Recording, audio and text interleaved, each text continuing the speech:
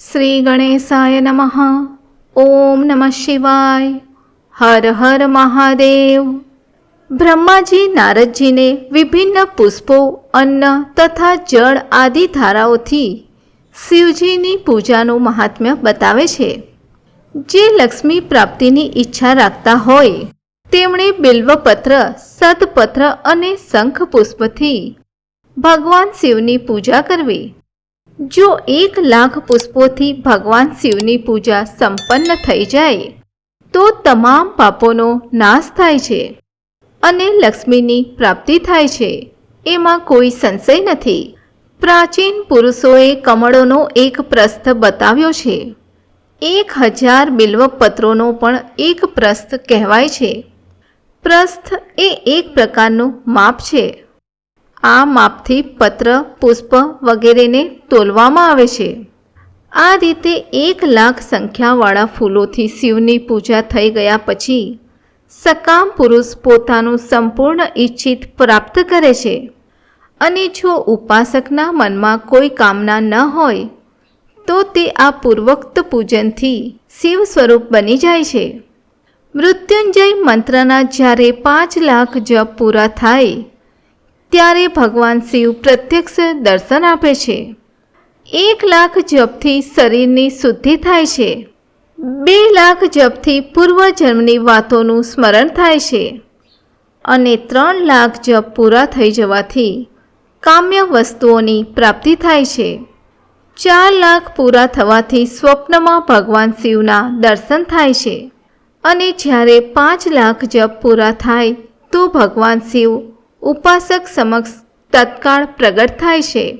આ જ મૃત્યુંજય મંત્રના 10,00,000 જપ થઈ જાય તો સંપૂર્ણ ફળની પ્રાપ્તિ થાય છે.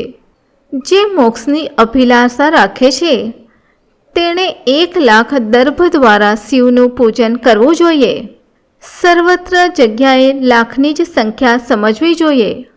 આયુષ્યની ઈચ્છાવાળા પુરુષે 1,00,000 દુર્વાથી પૂજન કરવું. જેને પુત્રની અભિલાષા હોય તેણે ધનતુરાના 1,00,000 ફૂલોથી શંકર ભગવાનની પૂજા કરવી. લાલ દાંડીવાળા ધનતુરા પૂજનમાં શુભદાયક માનવામાં આવ્યા છે. જે તુલસી દળથી શિવની પૂજા કરે તો ઉપાસકને ભોગ અને મોક્ષ બંને સુલભ થાય છે. લાલ અને સફેદ આંકડો, અપામાર્ગ અને સફેદ કમળના 1,00,000 ફૂલો દ્વારા પૂજા કરવામાં આવે તો એ જ ફળ ભોગ અને મોક્ષની પ્રાપ્તિ કરાવે છે. અડહલના 1,00,000 ફૂલથી કરેલી પૂજા શત્રુઓને મૃત્યુ આપનારી હોય છે. કરવીરના 1,00,000 ફૂલ જો શિવજીના ઉપયોગમાં લાવવામાં આવે તો તે ત્યાં રોગોનું ઉચ્ચાટન કરનારા બને છે. બંદૂક એટલે કે દુપહરિયાના ફૂલની પૂજા કરવાથી આભૂષણની પ્રાપ્તિ થાય છે. ચમેલીના પુષ્પોથી શિવની પૂજા કરવામાં આવે તો મનુષ્યને વાહનની ઉપલબ્ધિ થાય છે. અલસીના ફૂલથી શિવની પૂજા કરનાર પુરુષ ભગવાન વિષ્ણુનો પ્રિય બને છે. સમીપત્રથી પૂજા કરનાર મનુષ્ય મોક્ષને પ્રાપ્ત કરે છે. બેલાના ફૂલ ચડાવવાથી ભગવાન શિવ અત્યંત શુભ લક્ષણા પત્ની પ્રદાન કરે છે. જો જુહીના ફૂલોથી શિવની પૂજા કરવામાં આવે તો ઘરમાં ક્યારેય અન્નનો અભાવ થતો નથી. કરેણના ફૂલથી શિવજીની પૂજા કરવાથી મનુષ્યને વસ્ત્રો મળી રહે છે. શેફાલિકાના ફૂલથી શિવનું પૂજન કરવામાં આવે તો મન નિર્મળ થઈ જાય છે.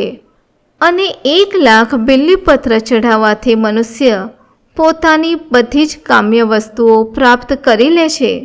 શૃંગાર હાર એટલે કે હરસિંગારના ફૂલોથી પૂજા કરવામાં આવે તો સુખ સંપત્તિની વૃદ્ધિ થાય છે. વર્તમાન ઋતુમાં જે પણ ઉત્પન્ન થનાર ફૂલ હોય તે જો શિવની સેવામાં સમર્પિત કરવામાં આવે તો તે મોક્ષપ્રદ બને છે. રાઈના ફૂલ શિવજીને ચઢાવવામાં આવે તો તે શત્રુઓને મૃત્યુ પ્રદાન કરનારા બને છે. આ રીતે ફૂલોને 1,00,000ની સંખ્યામાં શિવજી ઉપર ચડાવવામાં આવે છે. ચંપો અને કેવડો છોડીને બાકીના બધા ફૂલ ભગવાન શિવને ચઢાવી શકાય છે. મહાદેવજી ઉપર ચોખા ચઢાવવાથી મનુષ્યોને લક્ષ્મીની પ્રાપ્તિ થાય છે. આ ચોખા અખંડિત હોવા જોઈએ. ચોખાને ઉત્તમ ભક્તિભાવથી શિવજી ઉપર ચઢાવવા જોઈએ.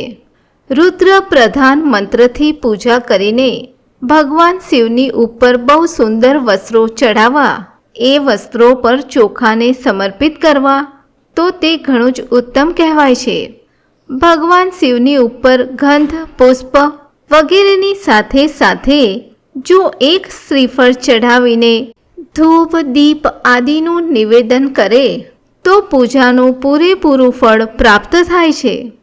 અને જો શિવજીની સમીપમાં જ 12 બ્રાહ્મણોને ભોજન કરાવવામાં આવે તો શિવની પૂજા સંપન્ન થઈ કહેવાય છે. તલ દ્વારા શિવજીને 1 લાખ આહુતિઓ અપાય અથવા 1 લાખ તલથી શિવની પૂજા થાય તો એનાથી મોટા મોટા પાપોનો નાશ થાય છે. જવ દ્વારા કરેલી શિવની પૂજા સ્વર્ગીય સુખની વૃદ્ધિ કરે છે. ઘઉંથી બનાવેલા પકવાનથી શંકરની પૂજા નિશ્ચય જ ખૂબ ઉત્તમ મનાય છે. જો આ રીતે 1 લાખ વાર પૂજા થાય તો સંતાનની વૃદ્ધિ થાય છે. જો મગથી પૂજા કરવામાં આવે તો ભગવાન શિવ સુખ પ્રદાન કરે છે. અરહર એટલે તુવેરના પાનાથી શણગારીને ભગવાન શિવની પૂજા કરવામાં આવે તો વિવિધ પ્રકારના સુખો અને સંપૂર્ણ ફળ દેનારી બની જાય છે. ઉપાસકોને માટે એ જરૂરી છે કે તે નિષ્કામ થઈને મોક્ષની પ્રાપ્તિ માટે ભગવાન શિવની પૂજા કરે.